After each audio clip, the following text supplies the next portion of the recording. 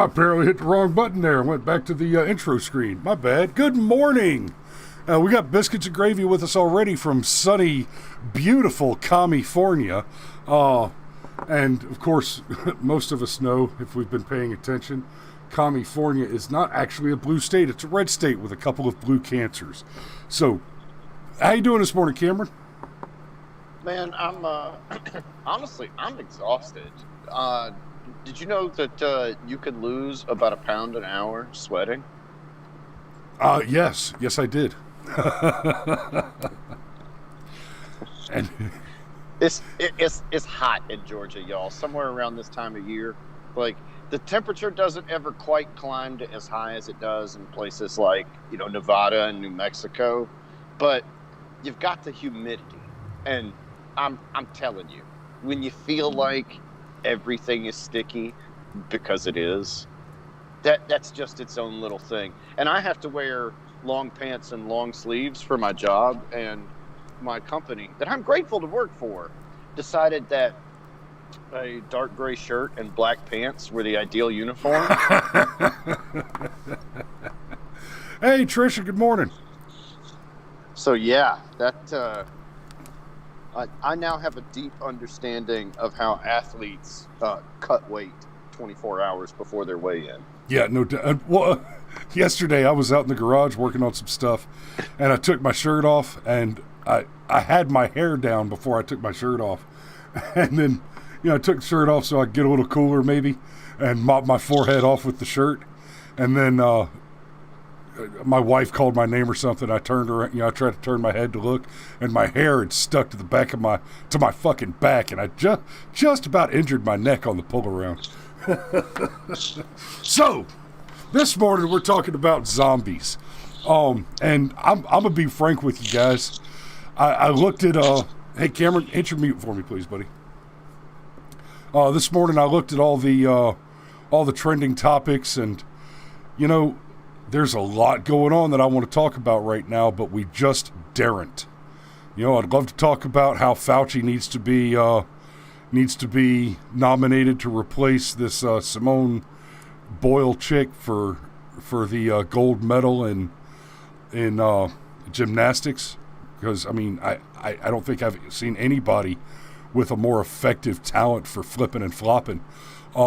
Of course, I'd love to talk about the speaking of flip flops, I'd love to talk about the weather or the mask policies or the lockdown policies, because to hell with the science, let's just make shit up as we go. I'd love to talk about the January 6th Commission and the absolute smear campaign of propaganda that nightmare is.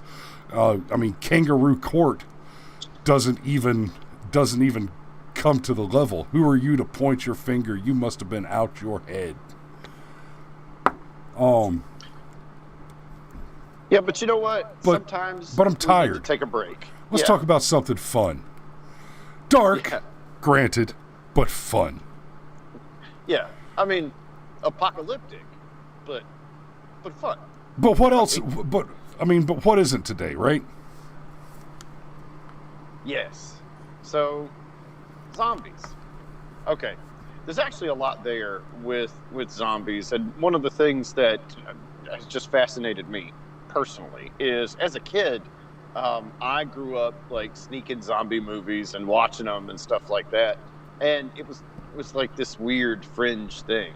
Even my parents were like, I don't think this is good. And I'm like, oh, no, it doesn't bother me. Yeah, it's creepy and it's dark. It might make you lay in bed at night and think, but, I like it. And then, for some reason, The Walking Dead hit AMC, got directed by an A-lister like Frank Dearborn, and now suddenly zombies are just part of the zeitgeist, which is bizarre to me. It goes on the list of, like, when I was a kid, Star Wars was for nerds, and now like Disney has an actual fascist imperial march that happens like once an hour at their parks.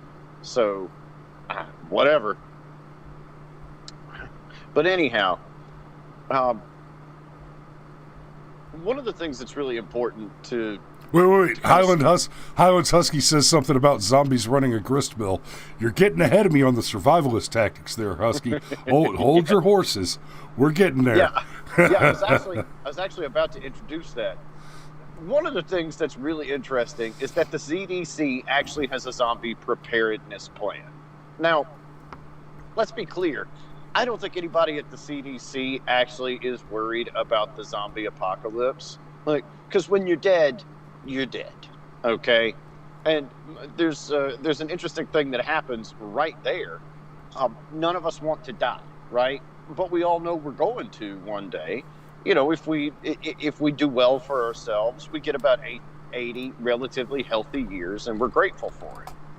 But as much as none of us want to die, definitely none of us want to come back as zombies and try and destroy the world around us. So right there, you've got an interesting little thing about how, what's worse than death? Well, actually not being able to remain dead once you die. And, oh boy, and there's a whole lot going on there. But instead of really walking down that philosophy angle, there's the actual reason for the preparedness plan at the CDC. And it's because the enemy of the zombie is a good analog for any other real threat that you might face in some type of potentially world-ending scenario. It covers what happens if you are invaded by a hostile force with superior numbers. It covers what happens if there is an infectious disease that runs rampant through the population and we just don't understand it. It covers what happens if large sections of the country are uninhabitable because of radioactive fallout. The zombie is a good stand-in for every other type of threat that you could face, and including has the added benefit. Yeah, including natural disasters. The zombie is a great stand-in for everything you were saying, hostile invaders, a pandemic, et cetera, et cetera. But it's also a great stand-in for, the grid's down because of a natural disaster, or we can't go down that street because it's flooded. Okay, yeah, it's flooded with cannibalistic undead humanoids, but it's flooded. So to have been prepared, yes, and that's prepared for a zombie apocalypse, is to be prepared for any eventuality. This is different than monsters like, say, your gaijin, your giant reptiles, your Godzilla type stuff like that. That's a very specific, targeted natural disaster, whereas the zombie apocalypse scenario is total spread, maximum disaster. Right. So it's actually very wise of the CDC to have a zombie preparedness plan, because it means, believe it or not, that the CDC is actually thinking outside the box and really honestly trying to be prepared for anything and everything that could come our way. So, yeah, okay, it's a fun thing for nerds like us, and I see you, Danny, and I love you too, and whatever, maybe a larger portion of the world is nerds than you ever thought possible, but putting that aside, it's a fun thing for nerds like us to theory craft on, but there's actually a lot of utility in it. And so the zombie gristmill thing, that would be the ideal scenario. You figure out a way to turn the disaster to your advantage, because if you have to deal with the fact that the street is flooded or the fact that there are undead cannibals roaming the streets, how do you make that work for you?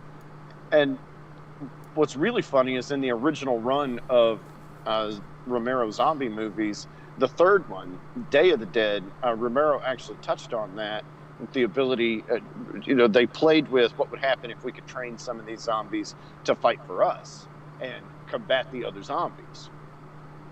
Yeah, there was a survival game. I don't remember the name of it now, but it was one of those where it's zombie survival land. Everything's down, and you have to develop.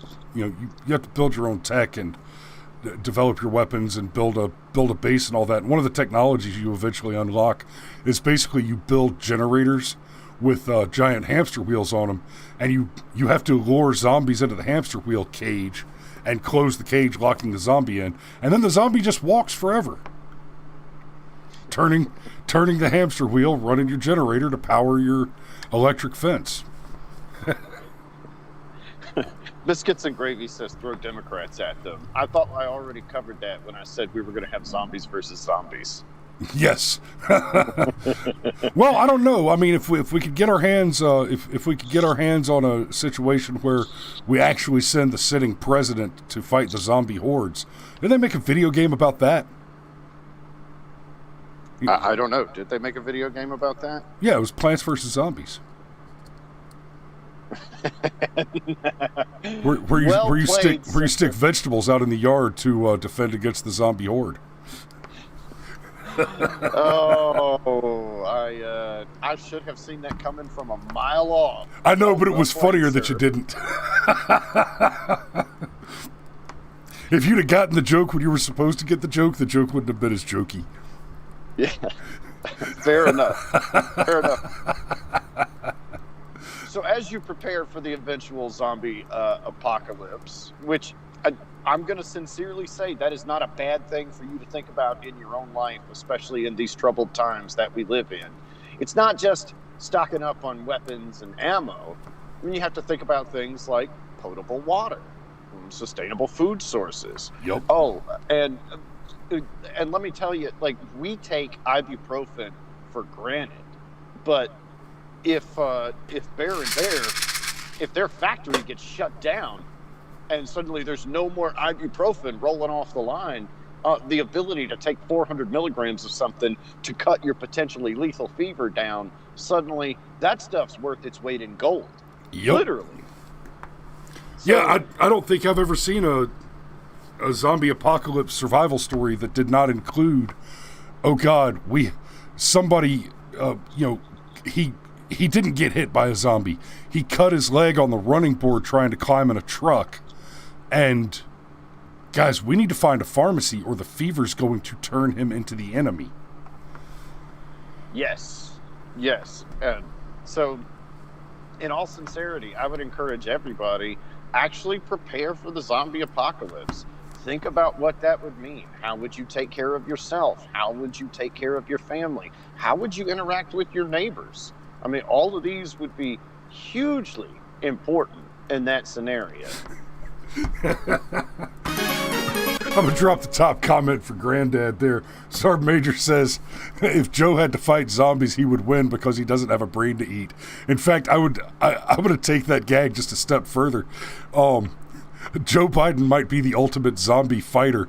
Kind of like the night fighters of the past. He's essentially got something akin to an anti-zombie active camouflage. Oh man! He's no brain activity, and he smells like he shat himself. Oh, he's one of us, guys. If you could just keep Joe to keep a thought in his head somehow long enough to walk around with an ice pick, he could clean the whole thing up. And what do you think? You could kill if you don't have any resistance to you. You kill maybe 100 targets an hour with an ice pick if you just walk up behind them, just 100 a minute maybe. Yeah, I guess. Hey, look, pal. Look. That's pretty good. That's pretty good. ROK.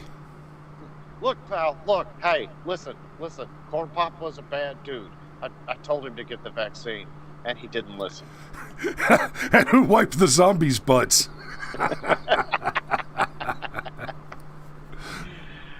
Ooh, okay. That's, no, but if we're being perfectly fair, though, really, if we're being perfectly fair, Joe would get trampled by the zombies as soon as a staircase came involved. Oh, look, pal, look, I sniffed your hair. It doesn't smell right. Okay. The other side of this that's really interesting is zombies as they exist in the current zeitgeist did not exist before George Romero gave us Night of the Living Dead. Now, the basic concept of the zombie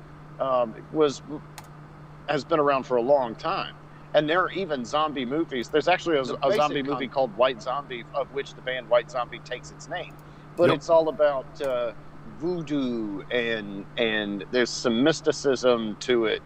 A zombie being an undead, shambling thing that's cannibalistic really is one of the newest monsters to actually be on the scene. Whereas the concept of a vampire or a werewolf, shapeshifter, whatever, and all of that has existed for far longer than the concept of the zombie. And just like the zombie is the perfect stand-in for any apocalyptic threat you could face, the zombie is also the perfect stand-in for any philosophical issue that you want to tackle. In the original run of zombie movies from George Romero, Night of the Living Dead touched on both communism and the futility of racism. It's no accident that a primary white character and a primary black character spend a large portion of the movie arguing with one another, and there are racial undercurrents to their arguments, even though it's never expressly stated. But because they can't put aside their differences based on skin color, it actually weakens their defensive ability, and it's part of why the zombies are able to overtake the farmhouse. But then you move forward 10 years or so to Dawn of the Dead, which was set in the mall, and that's the one most people know. It's the one that got remade about 15 years ago. That one was set in a mall in order to comment on consumerism. The characters even pontificate that zombies keep showing up at the mall because they can partially remember their previous life, and the mall was a very important place to them, so they keep coming back to the mall. And so the blind consumerism really just smacks you in the face. And it also kind of excellently made the point that a mall is stocked full of resources, and if you got a small enough pool of people, basically live forever in a mall, just consuming and consuming and consuming. And then you move forward to the one that was made in the 80s, and now the survivors are trapped in a military base, and there are some real questions that get asked about what does it take to win a war? What sacrifice is worth being made? What morals are you willing to compromise in order to guarantee victory? And that's when the aforementioned concept of zombie on zombie combat comes into play. A lot of what I refer to as zombie theater that makes zombie stories so compelling, the zombies are part of it, but it's what you're saying about the survivors versus the zombies and what the survivors are willing to do in order to survive. In my personal favorite zombie movie, which is 28 Days Later, Christopher Eccleston plays a military commander who has survived the initial outbreak, and he's asked about the state of the world. And he gives a speech where he explains that he doesn't see anything different. Before the zombie apocalypse, he saw people killing people. And now after the zombie apocalypse, what does he see? People killing people. And because of that cynical attitude, he's willing to capture women and basically use them as breeding stock in order to rebuild the population. So, it's dark stuff. But it's also really interesting. That one in particular goes especially dark because, you get your evil raiding bands in a lot of zombie apocalypse stories where they start talking about, basically grabbing up women to make sex slaves of them, and that's all super awful. The thing that's really horrifying about Eccleston's position is, as horrifying as it is, he actually makes a logical, reasoned argument about how what he's doing is a survival imperative. They're not, his stated intent is not that they want sex slaves for pleasure because they're marauders that get their rocks off on that. He's got these guys convinced, like religious zealots, that they have a moral imperative to engage in what is essentially sex slavery and rape, because there's no other ready guaranteed mechanism by which to guarantee the propagation of the species. And that, when you have something that is purely and clearly evil on the face of it, and it is well justified by logical argument to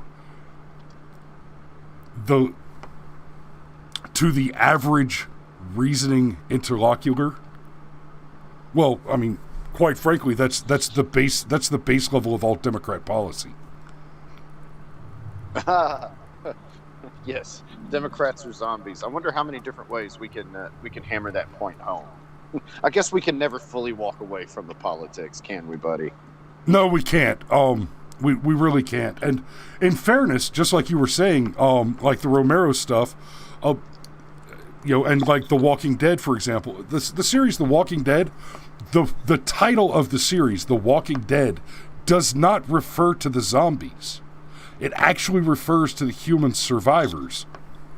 They are the Walking Dead because basically humanity is dead and refuses to admit it. Like, that's the whole analogous point to that metaphoric title. The Walking Dead are the survivors. Real quick shout outs before we wrap it up. We're about to time, and I think we should go ahead and wrap it up because I don't think I can touch another point in this topic without pushing us way past the time. So thanks for watching, guys. I see Highlands Huskies here. Thanks. We got a great comment out of them. Biscuits and Gravy, thanks for joining us. My mom and dad are watching. So, Ma, Granddad, good morning. Love you. See Dave, Steve's with us. And GCM is back. Good to see you, brother. Hey, and I want to say thank you to GCM one more time for joining us yesterday. By the way, we picked up 5 subs just off of you coming to hang out with us yesterday. And congratulations, by the way. I noticed that you picked up another 100 overnight. I'm not suggesting that you got all of those from us by any stretch, but I saw that you broke 4.7 this morning. So congratulations there, brother. And hey, there's Uncle Steve just joined us as well. And of course, Alex and Danny from Polytech. Today is Thursday, so they have their show tonight too, right? They should. So I'm gonna before we wrap this up, so Polytech will be live at 9:00 this evening. And I will try to watch you guys and pop in the comments a bit there. I'm going to real quick pop over to Polytech and grab you the link so that you guys can easily find it and join us there. Let's see. Your mom points out that apparently there was something in 1943 called "I Walked with a Zombie." So maybe I'm incorrect. But it's my understanding as somebody who's watched a lot of these movies that the way we think of it now came into the way we understand it from Romero, but maybe I'm wrong. Okay, so real quick, this link is for the show that they're doing on August 1st, where they'll be interviewing Candace Taylor, who's running for governor of Georgia. And no matter what you think of her as a candidate, or if you even know who she is as a candidate, she is a candidate, and that means that you should know about her. And then generally, this is the link to their channel. Hop over there and give them a sub. And if y'all missed us yesterday, I do want y'all to go check out. I'm going to drop one more link down here for GCM.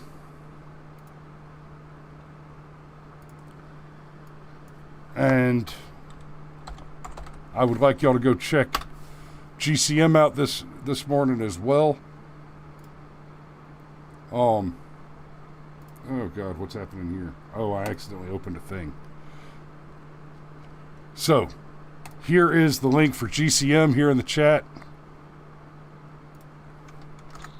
And I think that gets her done. Thanks for joining us today. We have enjoyed this past couple of weeks. Tremendous amount of new growth. And we've had a lot more people watching in the mornings lately. And guys, we appreciate the absolute hell out of that. You're amazing. Thank you so much. Make sure you like, share, and subscribe. Looks like right now most of you are watching on YouTube. I got a handful of you who are watching from Facebook. Make sure you like, share, and subscribe from every platform that you're on. And check us out wherever you can. GCM says, sorry I was late. See you in the morning. Hey, brother. Anytime, and I understand. Shit, we don't always make it on time. Y'all be safe out there. We love you, and we'll see you tomorrow. And make sure you're with us tomorrow. Make sure, go bring a friend. Bring a friend tomorrow, because it's Firearms Friday, and there are very few things in this world more important than celebrating our Second Amendment rights. GCM's with us watching right now. He's a First Amendment auditor, and we had a great conversation with him yesterday about First Amendment audits. The First Amendment, in my opinion, is the second most important of the amendments generally. Because without the Second Amendment, there is no First Amendment. This is the only country in the world where we even continue to pretend that we have freedom of speech. It's not much, but we can't let it slide. Y'all be safe out there. We love you.